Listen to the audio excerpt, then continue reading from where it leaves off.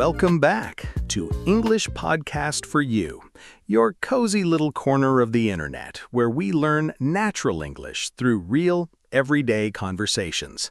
I'm Leo. And I'm Lily. Hey everyone, thank you so much for dropping by and spending a bit of your day with us. It really, really means the world to us. It really does. Every time you press play or leave a comment, this space feels a little warmer and a little more alive. And before we even jump into today's topic, I just want to remind you of something super important. Listening to English, even on days when you feel like you aren't making huge progress, is doing so much work inside your brain. Absolutely. You are picking up the rhythm, the natural pauses, the way words connect when real people talk. So don't be hard on yourself. Just sit back, relax, and let the English sink in naturally. Yes, no stress here at all. Oh, and if you haven't already, tell us in the comments where you are listening from today. We love seeing all the different countries in our little community. Definitely. Now, Lily, speaking of everyday life, why are you holding your elbow like that? You've been sitting there slowly massaging your arm for the last 10 minutes. Oh, gosh, is it that obvious? Okay, so I had a very embarrassing moment at the clinic this morning. At the clinic? Wait, are you okay? What happened? I'm okay, but, well, I had to go see the doctor because I had this terrible, persistent pain in my elbow and my arm. But when I sat down in front of the doctor, he asked me, "So, Lily, can you describe the pain for me?" And Leo, my mind just went completely blank. Oh no, the classic doctor's office freeze. Exactly. I mean, in my head, I knew what I felt, but in English, I literally looked at him and said, "It feels bad, like, ouch, inside." It was so embarrassing. It feels bad, like ouch inside. Lily, that sounds like a 5-year-old explaining a scraped knee. I know, it was terrible. But, it made me realize something so important. When you're sick or in pain, describing exactly what you feel to a doctor in a second language is incredibly hard. You are so right. Expressing medical symptoms and exact pain levels is one of the most challenging things for English learners, because pain isn't just one thing, right? Pain can feel sharp or heavy or like a pulse. Yes, exactly. And that is why today we're diving deep into doctor and clinic talk, how to explain your pain and symptoms clearly to a doctor. That is such a practical topic. Today, we're going to cover target vocabulary like ache, throbbing, sharp pain, symptoms, and prescription. And we'll talk about how to actually use them in real life, so you never have to say, "It feels like ouch inside," ever again. Hey, cut me some slack. I was stressed. But yes, this episode is around a B1 to B2 level, so intermediate learners, you are in the absolute right spot. Don't worry about capturing every single word. Just follow our story and our conversation. And stick around till the end, because after our main conversation, we'll have our Calm Word Tour, where we break down all the important vocabulary step by step. So, Leo, let me ask you, when was the last time you had to explain a symptom to a doctor? Well, about 6 months ago, I started getting this terrible headache, but it wasn't a normal headache.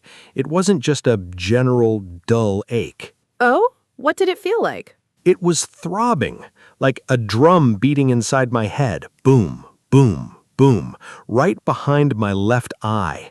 Every time my heart beat, the pain got stronger. Ouch. A throbbing pain is the worst. It makes it so hard to concentrate on anything. Did it come on suddenly? No, it started as a mild ache, like that heavy feeling you get when you've been staring at a computer screen for too long. But then, by evening, it turned into this intense, throbbing sensation. I couldn't even keep my eyes open. That sounds awful. See, right there, you just used two crucial terms, an ache and throbbing, and they describe two completely different feelings. Exactly. An ache is usually continuous, dull, and spread out over an area, like a backache or a stomach ache. It's annoying, but usually manageable. But when something is throbbing, it comes in waves, like a rhythm or a pulse. That's such a good distinction. You know, when I was at the clinic today, the doctor actually gave me a chart. It had numbers from 1 to 10 for pain levels. Have you ever seen one of those? Oh, the pain scale, yes. On a scale from 1 to 10, where 1 is a tiny mosquito bite and 10 is being attacked by a bear, how do you feel? Exactly. And I sat there thinking, well, I'm not being attacked by a bear, but I'm definitely not happy. But joking aside, pain levels are so subjective, aren't they?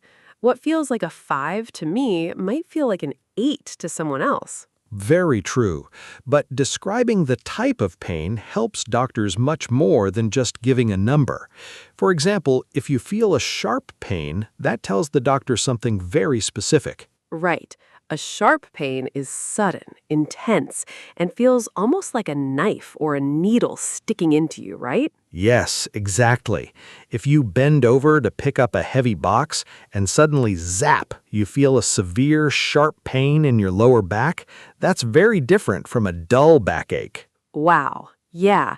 Sharp implies it's localized and sudden, whereas throbbing is rhythmic and ache is constant and heavy.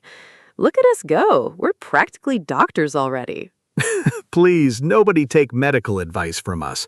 We're just your English language guides, helping you navigate the vocabulary. Fair point. Don't fire your doctor yet. But you know, another area where people get confused is the difference between a pain and general symptoms. Ah, yes, the word symptoms. That is such a key target word. How would you explain what a symptom is to someone learning English? Well, pain is a physical sensation of hurt, but symptoms are all the physical or mental signs that show your body is fighting an illness or that something isn't working properly. Yes, perfect definition. So, a fever, a cough, fatigue, feeling dizzy, a skin rash, or nausea, those are all symptoms. Exactly. When you go to a clinic, the doctor will usually ask, "What are your symptoms?" Or, "When did these symptoms start?"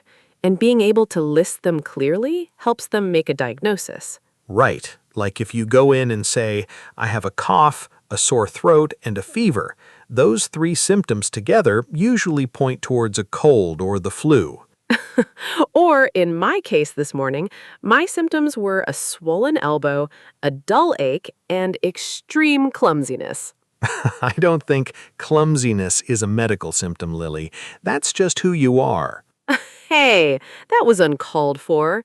But okay, maybe you're right. So, what did the doctor actually do after you tried to explain your arm pain? Well, once he examined my arm and pressed a few spots, which, by the way, caused a quick, sharp pain, he figured out what was wrong.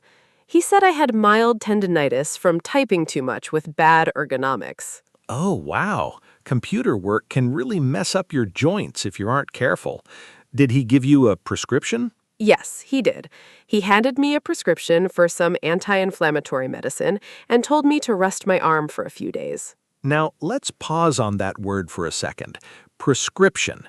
For our listeners, a prescription is an official piece of paper or an electronic note from a doctor that authorizes a pharmacist to give you specific medicine. Yes, that's an important distinction. You can't just buy prescription drugs off the shelf at a supermarket. You have to take the doctor's prescription to a pharmacy. Exactly. In English, we say, the doctor wrote me a prescription, or I need to pick up my prescription from the pharmacy. You know, Leo, when you're in a foreign country or speaking a foreign language, going to a pharmacy or a doctor feels so intimidating. There's this fear of, what if I can't explain what's wrong? Or what if I take the wrong medicine? I completely understand that fear. It's emotional because when you're sick, you already feel vulnerable. You're tired, you're uncomfortable, and your brain is working twice as hard to translate your feeling into words. Yes, that emotional pressure makes simple English feel 10 times harder. That's why having a few simple phrase templates in your head can save you so much stress. Absolutely. Simple sentences like, I have a sharp pain in my, or I have a continuous ache here, or my main symptoms are. Exactly. You don't need fancy medical words. Doctors don't expect you to know complex medical terms. They just want to know where it hurts, how it hurts, and when it started. That's such a relief to hear, isn't it? You don't need to know Latin terms. Plain, everyday English is actually what doctors prefer. Exactly. It throbs when I bend it is much more useful to a doctor than trying to guess complex anatomical names. Exactly. Doctors just want the plain truth, not a medical textbook diagnosis from Google. Oh gosh, Google. Don't even get me started on searching your symptoms online, Leo. That is the absolute worst thing you can do when you feel sick. Oh, tell me about it. You search mild headache and slight fatigue, and 5 minutes later, the internet convinces you that you have 3 days left to live. Literally, every single time. You go from, my head kind of hurts, to planning your own funeral in under 10 minutes. It's so bad for your anxiety. It really is. And that's another reason why being able to talk to a real human doctor in person is so important. You give them the facts, they give you a real professional opinion, and usually a prescription that actually helps.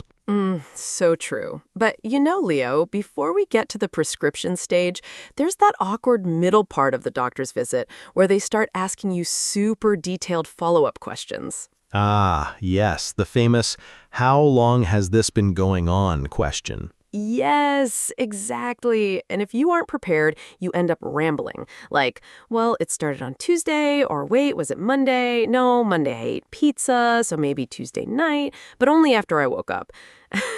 Poor doctor's just sitting there, waiting for a simple answer. I am so guilty of that. I give them my whole weekly schedule instead of just saying, it started 3 days ago. Exactly. And for English learners, that can feel overwhelming. But the secret is you can keep your descriptions super simple. You can just say, the sharp pain started yesterday, or this throbbing feeling has lasted for 2 weeks. Right. Or the ache comes and goes. That's another great phrase. Comes and goes. It means the pain isn't constant. It appears, disappears, and then comes back again. Oh, I love that phrase. It comes and goes. That is so natural and so useful in a clinic setting. It really is. You know, Lily, when I first moved abroad, I remember the first time I had to go to a pharmacy by myself to pick up a prescription. My heart was beating so fast in the waiting room. Really? Even you got nervous? Oh, absolutely. I had the prescription paper in my hand, but I was terrified the pharmacist would ask me something I couldn't understand, like, are you allergic to anything? Or do you prefer the generic brand? My mind was racing. That fear is so real, Leo, because when it comes to health and medicine, the stakes feel higher, don't they? If you make a mistake ordering coffee, you just get the wrong drink. But if you misunderstand a prescription instruction, it feels scary. Exactly. That's why clarity is everything. And honesty. If a doctor or pharmacist speaks too fast, it is 100% okay to say, could you please slow down a little? Or could you write those instructions for me? Yes, never be embarrassed to ask them to write it down. In fact, most doctors will happily write down, take 2 pills after meals or take once a day before bed. Right. And when you pick up your prescription, the dosage instructions are almost always printed right on the bottle or the box anyway, so you don't have to memorize everything on the spot. Which is great news for people like me who forget what the doctor said the second they walk out the clinic door. You and me both. My brain completely resets as soon as I hit the fresh air outside. So, Leo, if we were to summarize, the most important things to remember when you're feeling unwell and need to explain your symptoms, what would you say? I'd say step one is identify the type of pain. Is it a dull ache? Is it a throbbing pulse? Or is it a sharp pain that hits you suddenly? Step 2, list your other symptoms. Do you have a fever? Are you feeling dizzy? Is there swelling? And step three, state how long it's been happening and ask clearly for what you need, whether that's advice, an exam, or a prescription. That makes it sound so manageable, doesn't it? Breaking it down into those 3 simple steps takes away so much of the panic. It really does. Learning a language isn't about knowing every single complex word in the dictionary. It's about having the right simple tools when you need them most. That is so well said, Leo. Having the confidence to take care of yourself in another language is such a huge milestone in your English journey. Absolutely. And every small conversation you practice, every podcast episode you listen to, brings you one step closer to that confidence. Speaking of which, I think my elbow is actually starting to feel a little better just talking about it with you. See? Who needs a doctor when you have a good friend and a warm cup of tea? Well, I'll still take the medicine for my prescription, just in case. Wise choice. Definitely trust the doctor's prescription over my tea recommendations. But, speaking of taking medicine, that brings up another really common situation at the clinic or pharmacy. What happens when the doctor gives you instructions and you aren't completely sure how or when to take it? Oh, that is such a critical moment, because medicine labels can sometimes feel like a whole different language, even for native speakers. Right. You see phrases like, take on an empty stomach, or take with meals, or take every 8 hours. And if your English is still building, those subtle differences can be really confusing. Absolutely. For instance, take with meals means you should eat some food right before or right after taking the pill so it doesn't upset your stomach, whereas on an empty stomach usually means waiting at least an hour after eating or 2 hours before your next meal. Exactly. And if you ever feel confused when the doctor is handing you that prescription, you can simply ask, should I take this with food? Or what time of day is best to take this? Yes, simple, direct questions. Doctors and pharmacists prefer when patients ask clear questions because it shows you care about taking the treatment correctly. Plus, it prevents you from making the mistake I made a few years ago. Uh-oh, what did you do? Well, I had a prescription for some mild painkillers, and the doctor said, take 1 pill every 12 hours as needed. But in my head, I heard, take 2 pills whenever you feel pain. Lily, those are 2 completely different instructions. I know. I ended up taking 2 pills in 4 hours, and then I spent the entire afternoon lying on my sofa, staring at the ceiling, feeling completely floated away. Oh, goodness. Sounds like you accidentally gave yourself a superdose. That must have been a bit scary. It was a little dizzying, but it taught me a valuable lesson. Always double-check the label and never hesitate to ask the pharmacist, can you explain the dosage to me one more time? Dosage. That's another great word. Dosage means the exact amount of medicine you're supposed to take and how frequently you should take it. Yes, knowing words like symptoms, ache, throbbing, sharp pain, prescription, and dosage really builds a strong foundation for any medical visit. It truly does. And beyond just the physical pain and the medicine, there's also the emotional side of being sick in a foreign country or environment. It can feel really lonely, can't it? Yes. When you aren't feeling well, all you want is comfort. You want to be in a familiar place, hearing your native language, eating familiar food. So when you have to translate your physical pain into English, it adds a layer of mental fatigue. That fatigue is so real. Your body's spending energy trying to heal, and your brain is spending energy translating. It's completely natural to feel drained after a doctor's visit. So if you are listening to this right now and you've ever felt frustrated or anxious during a doctor's appointment in English, please know that you are not alone. It is a really brave thing to navigate healthcare in a second language. Absolutely. Give yourself credit for every small effort. Even just listening to this episode today and getting comfortable with these words is a huge step forward. That is so true, Leo. Well, speaking of stepping forward, I think it's time we transition into our calm word tour to review everything we've learned today in a nice, slow pace. Perfect timing. Let's slow things down and take a walk through our key vocabulary from today's episode. Calm word tour.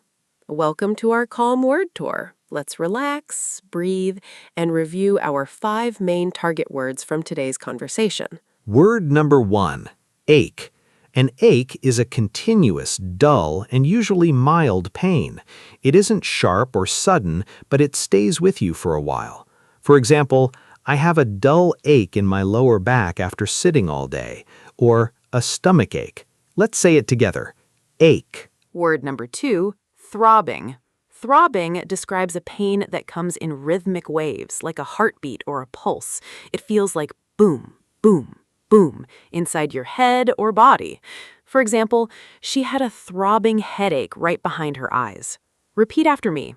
Throbbing. Word number 3, sharp pain.